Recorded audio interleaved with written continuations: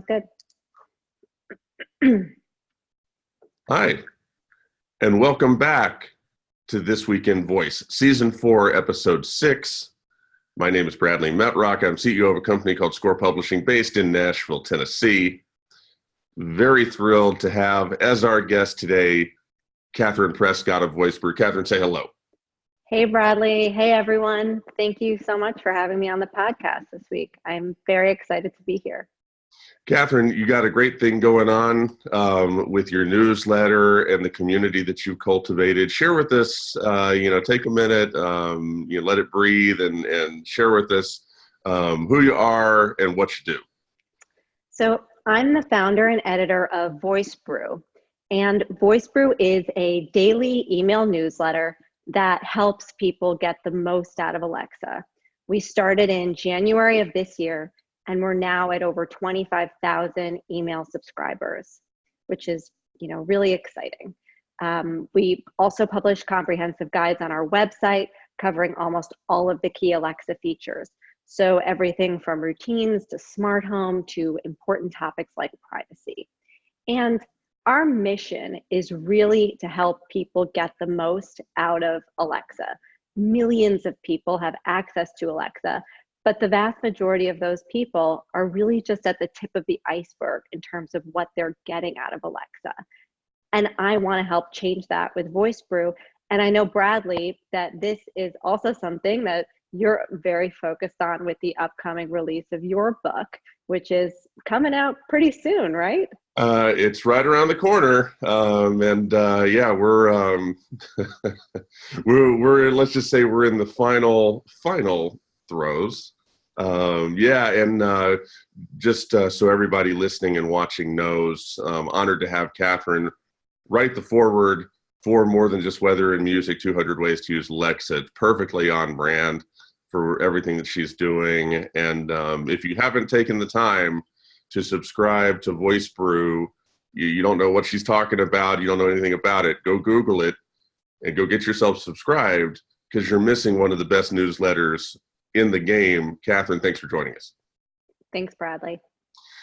So yes, the book is coming out very shortly. We're running maybe 4 or 5 days behind where we thought we might be, but we haven't shown much of it by design. We haven't talked about it. I talked about a lot of things. I really haven't talked about this, and it's going to be awesome. So I'll wait till it comes out and hit people with it like a ton of bricks, and I'm looking forward to doing that. Thank you for being part of that as well. Yeah, I was very, very happy to play a small part in that, very cool project that you've been working on. It's going to be fun. So I appreciate that. And with that, we'll get to the news. So story number 1, pedal to the metal. Amazon Alexa to be offered in all GM brands in 2020. Now, this is, there's a lot of articles about this story I could have selected. I wanted to choose one specifically from a automotive source, which is what this Motor Authority site is. This is just another step in the development of this particular vertical. Katherine, when you saw this article and what Amazon's doing with Alexa to further its foothold in this market, what are your thoughts? Yeah, so look, this is a key part of Amazon's on-the-go strategy. It's Alexa in the car. Alexa earbuds were announced at the September 25th event, and those are also hugely important for Alexa on the go. But it's important to remember that a lot of people have cars. Way more people have cars than smart speakers, and people spend a lot of time in their cars. The car is also, of course, an environment where it's particularly key to have access to hands-free control of technology. So it's really important for Alexa to be there in a big way. And Alexa in the car, Alexa in your earbuds are particularly key for Amazon because Amazon doesn't have a phone. Just a few thoughts on GM specifically. it's really exciting to see them making this big commitment to roll this out for all their new GM brand cars, plus over-the-air software updates that are going to enable a lot of the older models going back to 2018 to embed Alexa as well.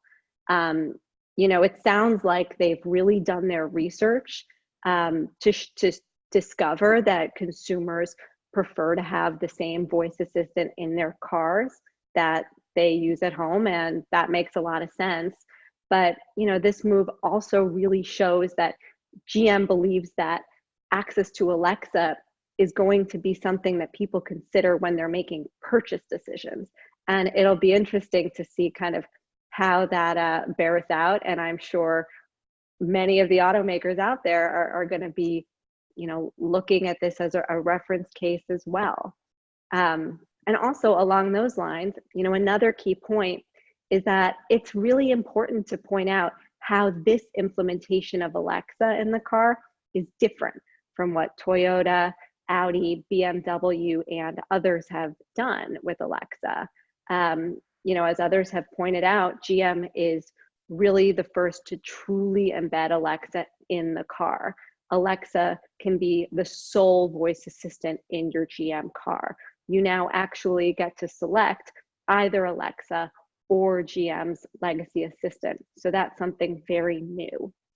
And it sounds like this implementation will let you control some of the in-cabin car features. I'd love to understand exactly which ones. I wasn't able to, figure that out based on some of the reporting, but I'm sure that'll, dribble out soon enough. And also on that point, when I think about, the future, I'd love to see an integration at some point down the line that goes even further beyond the infotainment system control.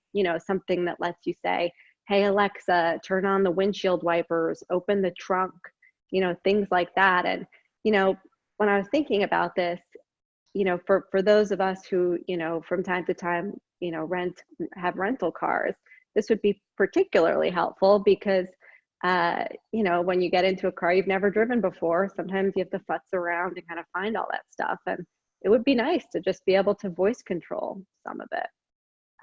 So, overall, this is super, super exciting. And, I'm sure that the folks at Amazon are working really hard with other automakers to, roll this out more broadly. And, we should keep an eye on it. A lot of great points in there. Thank you for that. So yeah, people have different reactions to things that involve Amazon or Google or Apple. Nobody's crying for $1 trillion company, that has to adjust or adapt to different conditions that they find themselves in. They just say, deal with it, like life often is. And, with Amazon, their hand tied behind their back is the phone. They screwed it up. Now they don't have a phone. So it's real simple. And now they're having to get creative, and it's fun to watch this company with its visionary leader still around, because we talked about how Apple's is gone. And obviously they have had numerous conversations internally where they've been told, mitigate the phone. Mitigate the phone. And that's exactly what this screams to me, is it's mitigating the phone. And I love every bit of it because, we're tethered to these things in sort of an unfortunate way. And for me, one of the big promises of voice assistants and this voice first movement that we find ourselves in is maybe not the elimination of the phone, but the mitigation of the phone. And I love that. And I think you make another good point too. I hadn't really thought about rental cars, but when we get to the point which we're sort of like hurtling toward with faster velocity than most people realize of, Alexa, Google Assistant, recognizing our voice It just heard me there. Recognizing our voice and being able to know who we are, whether we're at home, whether we're in our car, whether we're in Hertz's car, whether we're in Joe Smith's car, our Uber driver. You know, that's going to be fun, and it's going to be super convenient for people, and that to me is what this screams to. And then the third thing you mentioned is that, you know, Google Assistant was already integrated with a lot of these cars, and they're layering Alexa on top of that. And I remember the first time we covered a story along those lines, it was with Sonos talking about how they wanted to integrate Alexa and Google Assistant both into a soundbar. And I just laughed and I said, okay, sure, of course you're going to do that. No, you're not. No one's going to let you do that. And unbelievably, to the credit of these tech juggernauts, they seem to have learned from some history, because this is exactly where the pitfall has risen up to claim casualties in the past, is tech juggernauts arrogantly and stupidly saying, no, we're going to dominate that, and you're out, we're in. And so far, that's not happening. And so progress is allowed to continue. I think a lot of fascinating things going on. You touched on all of them. Great commentary. Any other thoughts on that? Just the point you made about, you know, untethering us from our phones. Like, my hope is that, you know, maybe it's 5 years from now, or maybe less than that, but that we get to a point where we look back at this kind of decade from, like, you know, the sort of 2007 to 2010, maybe through like 2020, 25, I guess that's more than a decade, but, you know, we think about how crazy is it that we all just walked around all day, you know, staring at our phones, and, you know, these earbuds and some of the stuff we'll talk about a little bit later, you know, it really untethers us. And it's not that you don't need a phone anymore, that there's no place for a phone, but it isn't your, you know, 90% of your technology interaction. It kind of takes up less of your time. You know, those famous pictures of seeing construction workers sitting up on the beam, eating, you know, thousands of feet above solid ground, just sitting there casually eating their lunch. Like, this is just the way things go. That's the way we're going to look at pictures of people walking around, you know, like everybody drone-like down on their phone. People are going to look at that like, my God, how did that ever take place? So yeah, you're right on the money with that. Story number 2, forget Echo Frames. Google Assistant has its own jacket. So this is an interesting one that sort of speaks to a number of different themes and undercurrents going on within voice. Google and Levi has partnered together on this piece of clothing. Katherine, what do you think about this?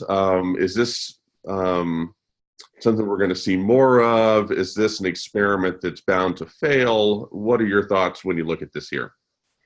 Look, the bottom line is we are without a doubt moving toward a world where people want to be able to access their voice assistants all the time.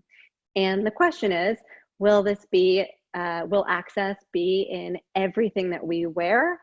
Or will it be in something like earbuds or glasses that we wear all the time? So to get into this question a little more, my first reaction to the jacket was, cool, and this sounds fun, but there are a couple of problems with this jacket as well. You know, one is that you don't wear your jean jacket every day. And I think that one of the keys to getting people accustomed to using new ways to control things and get information, you know, whether it's moving your hand across a sleeve, like with this jacket, or using your voice, is that there needs to be habit building.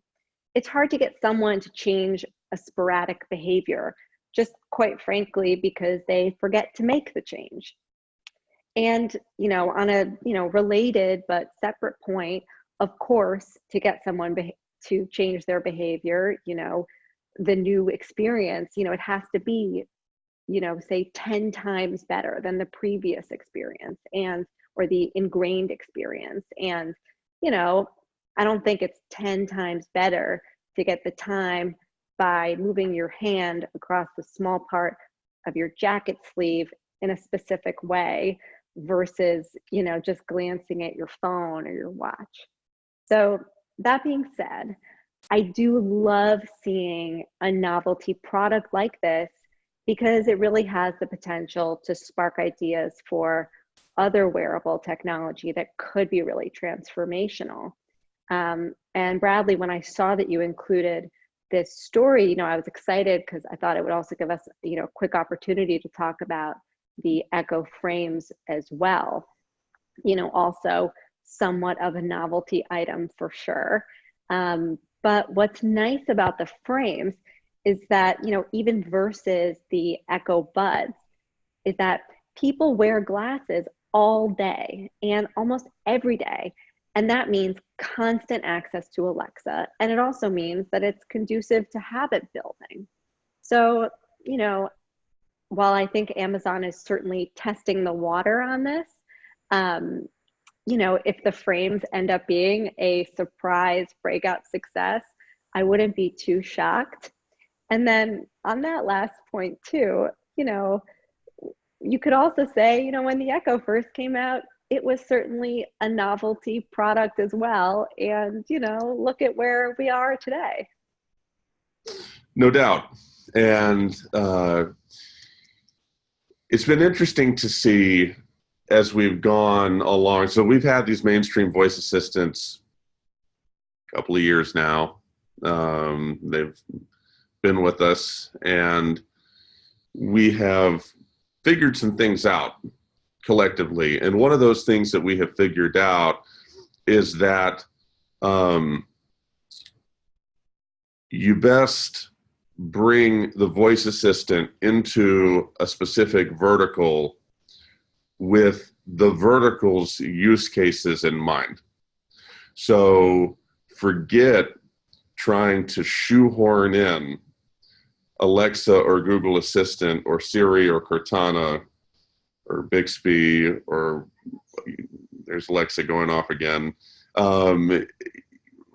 Forget one size fits all, which is a great metaphor for this other thing we're talking about now, which is clothes. And the Echo frames, you're right, have a really unique opportunity to do something special. But they're not going to do. Not only will they not do anything special, they won't do anything at all.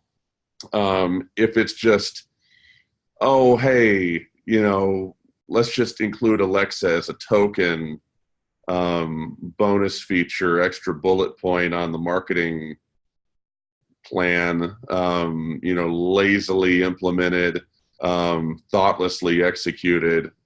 No. It's not going to work like that.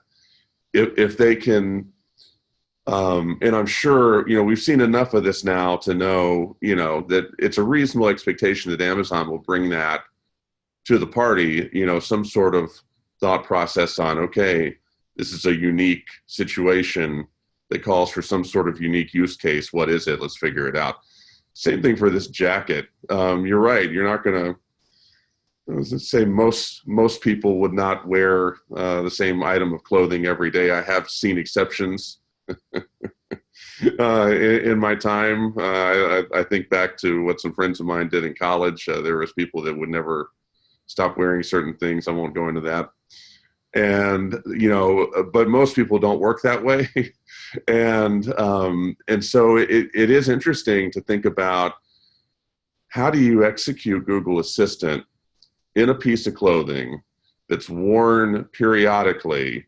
So in other words, the habit formation is just exponentially more difficult, and you're having the interface is completely different. Sounds like a lot of ingredients for failure until you realize, hopefully what's going on here is just they're trying to experiment, and maybe they're trying to surface some use cases that they'll use moving forward. And maybe the idea is to combine some sort of jacket at some point with Google Glass. Maybe there's different things that they're contemplating, but it's exciting because it shows, between the two of them, the frames and the jacket, and we'll talk about Microsoft's innovative and different sort of earbuds in a minute. It shows a fearlessness to fail and to dive into these markets and fail, because that's probably what's about to happen. They're going to dive in and fail. But the question is, do they take anything with them when they do? I hope that they do. Any closing thoughts on that? I agree with everything that you said. And I think, one key point too is that, is there, even if this jacket is not broadly adopted, which it's really probably not going to be, is that failure? Or did they learn something from this, develop some cool, hand gesture technology that they'll use in another product that will be transformational? So it's exciting to see this kind of experimentation happening. Complete agreement. Story number 3, our VoiceBot.ai story of the week. VoiceBot.ai, every single time I do this show, tell you, just like VoiceBrew, VoiceBot.ai, critical part of your information diet. Go there, find out what we're talking about. If you've never seen the site before, we'll conveniently forget for you that you've never seen the site before. We'll act like you didn't say that. Apple starts to play nicely with competitors. Spotify and WhatsApp get better Siri support. So there's some interesting things going on here, and there's no love lost for Apple on this show. I think they've squandered an incredible amount of opportunity, but late is always better than never. Katherine, your thoughts as you take a look at this story? Look, this should have happened years ago. On the one hand, it shouldn't really be newsworthy that the first assistant and one of the most broadly adopted assistants is becoming a little bit more open to a handful of third-party apps. But on the other hand, given Siri's history, it is big news. So look, I was glad to see that third-party messaging apps that users are frequently using, like WhatsApp, for example, can become Siri's default messaging app. And I think it's cool that Siri can automatically summon different messaging apps for different contacts, depending on how you usually message with those contacts. That's a nice little feature, a little, learning, AI kind of learning going on there, perhaps. But the second piece of this, which was the Spotify example cited in the article, that you can now ask Siri to play music on Spotify, but only if you specify on Spotify at the end of your request. This represents such a basic feature, and it's not a great user experience that you can't set a non-Apple Music service as your default. Every other assistant out there that I know of lets you do this. And it's also, that you can't set a third-party music provider that's, so pervasive, such as Spotify, as your default. It's also somewhat surprising given recent scrutiny about how Apple has favored its apps over third-party equivalents. So to me, this example is just a case study for why Siri has stagnated. And, to your point, Bradley, about, kind of what is Apple's kind of voice strategy, I'm really curious to understand, what their Siri strategy is, or, said differently, their decision not to prioritize having a real strategic direction for Siri, which is how it sometimes seems, at their most recent event. There was virtually nothing on Siri, and there are a lot of smart people at Apple, and I'd love to know how they're thinking about this. What do you think? No, that's a great thought process and all of that. It's unfortunately, it appears that a big driver of this is this complaint that's mentioned in the article about Spotify complained to courts in Europe or whatever it was about the anti-competitiveness of the Siri and Apple ecosystem.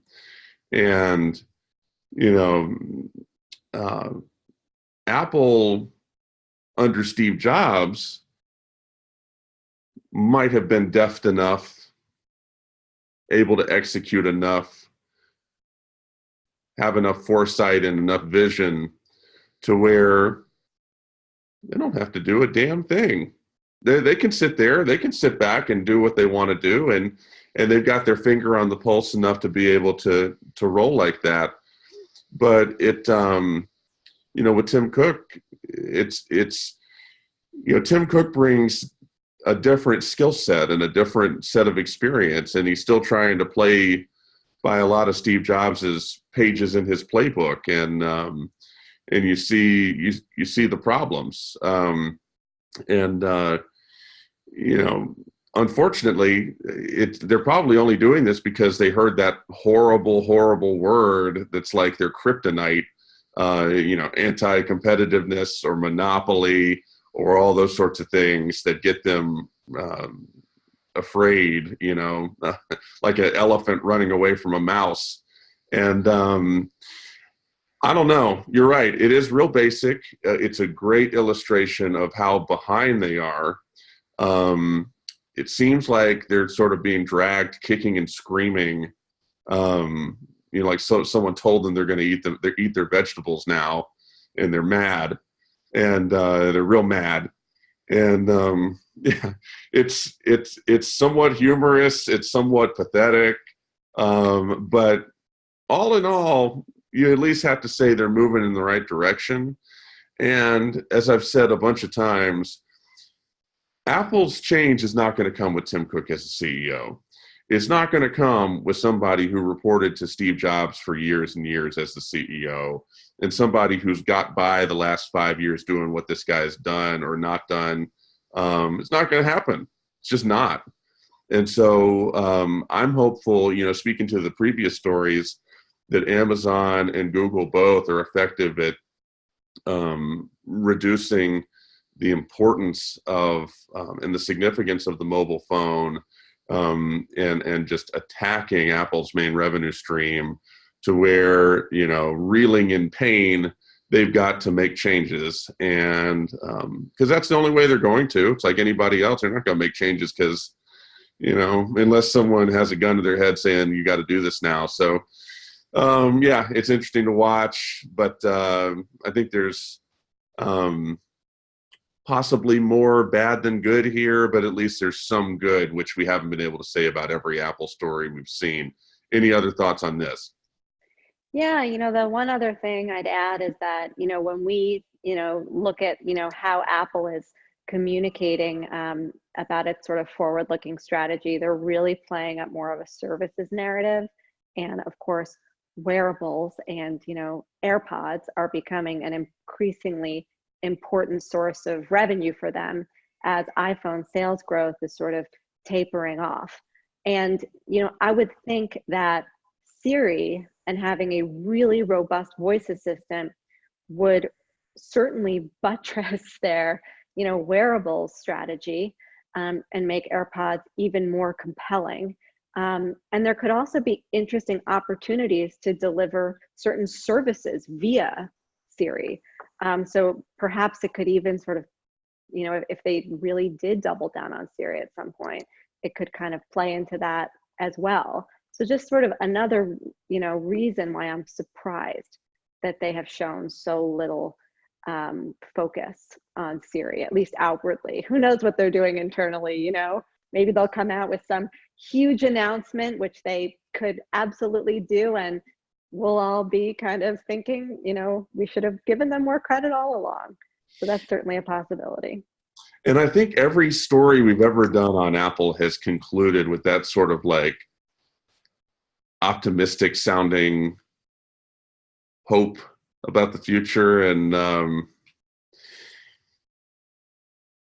what can you say? Maybe we inch closer to that. I just, we need a leadership change, and hopefully we get one and they bring in some outsider. I think a woman would be good to run the company. And I think a woman outsider would be good to run the company. And that's That's what I'm hoping for anyway. Maybe I'll go back to buying an Apple phone again. Maybe I'll suck it up and do that at some point. Story number 4, consequence of sound. Yes, Microsoft's first ever earbuds are really this big. And Katherine, you just touched on the AirPods. And interesting sort of battle lines being drawn with this area of wearables. What's your thought with what Microsoft's doing here? Is it a nice try? You think they'll be successful? What are your thoughts? Yeah, so this is really interesting. Amazon, Google, of course, Apple, they've really focused on, let's call it the personal space, but there hasn't been as much progress in the office. And I think this is Microsoft. I think, Surface earbuds are Microsoft making a move in that area. So I read this as Microsoft designing an earbud that's really awesome for the office. So they might not compete with Amazon and Google or Apple on functionality outside of the office. But, and of course at $246 or, whatever the price is, they definitely do not compete on price. But the integration with Office Suite sounds extremely useful in certain office settings. So for example, you can touch and swipe that little mini saucer touchpad on the size of your giant earbud and flip through PowerPoint slides during a presentation. I spent 10 years in the, corporate world and gave a lot of PowerPoint presentations, and I could see how that would be really useful. At their price point, they are significantly more expensive than AirPods, Alexa earbuds. I'm sure Google's price point will be lower as well on, their upcoming buds. But maybe people are willing to pay more for something that they perceive as an office device. And I just think as a general point that Microsoft's decision to focus more on productivity and the office setting is really smart versus trying to be a direct competitor to Alexa and Google Assistant, because this is Microsoft really doubling down on what they're good at. Yeah, complete agreement. And I keyed in on the PowerPoint inclusion as well. I think that that is a perfect, potentially perfect use case to start to inch your way toward being willing to pay $250 for these.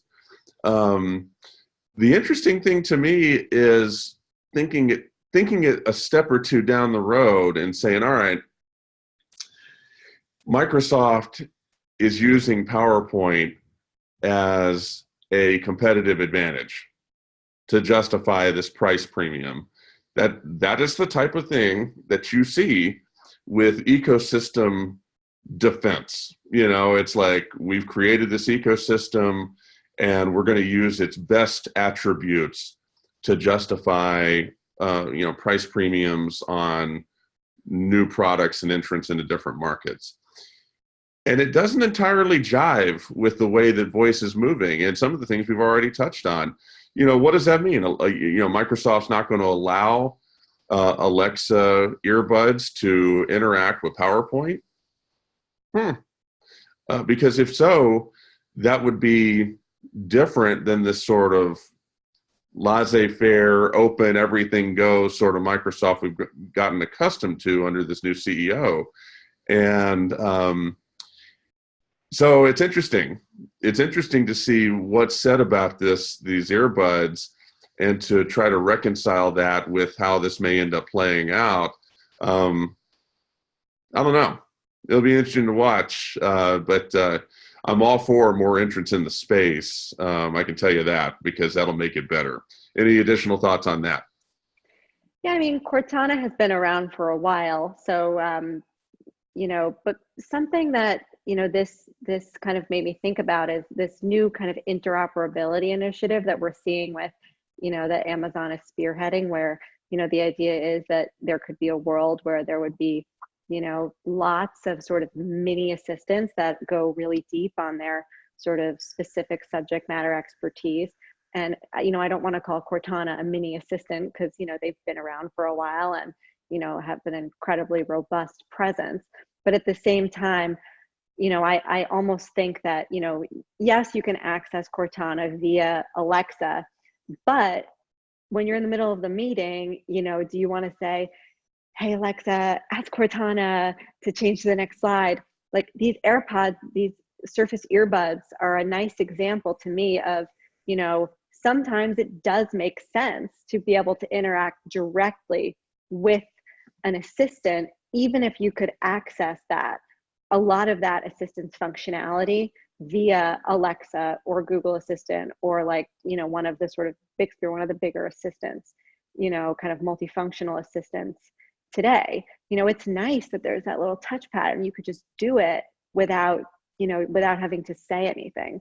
So, we're on this week in voice and we're talking about voice first, but I think that as voice first matures, you're going to start to see, it'll have more kind of tentacle. So it's voice first, but sometimes you have multimodal, sometimes you have, some minor touch, complementary component. And it's exciting to see, voice first kind of maturing and evolving in this kind of way. Complete agreement. And it shows confidence. Yeah. It shows maturity, but with the maturity comes confidence. We're not trying to prove anything to anybody anymore. If voice is integrated a little bit, great. If it's integrated a lot, great. If it's the entire thing, great. If it's none of it, that's fine too. We know voice is here to stay. It's an important part of everything. Wherever the rest of the chips fall is fine. That's confidence, that's maturity, that's all those things that it's sort of miraculous to see in a market of this, that hasn't been around that long.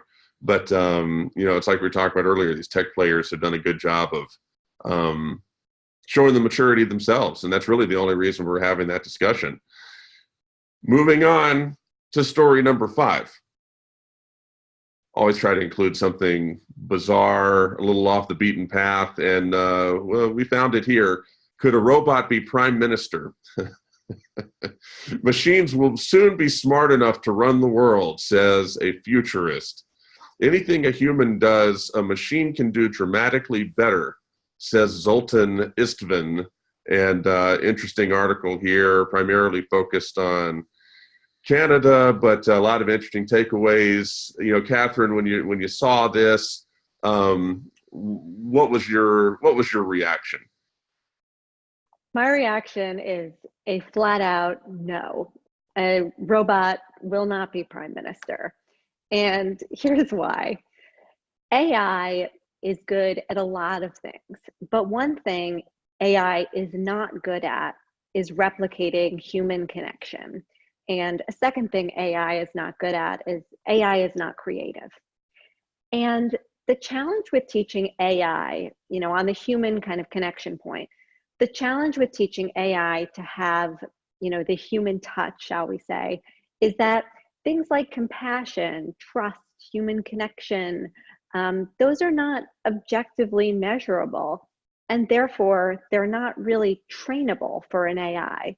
So it's not clear how AI can ever really learn this sort of skill of showing human connection when interacting with humans. And I think that most humans wouldn't accept an AI that tries to fake it. So bottom line, I think that politicians' jobs are safe for now.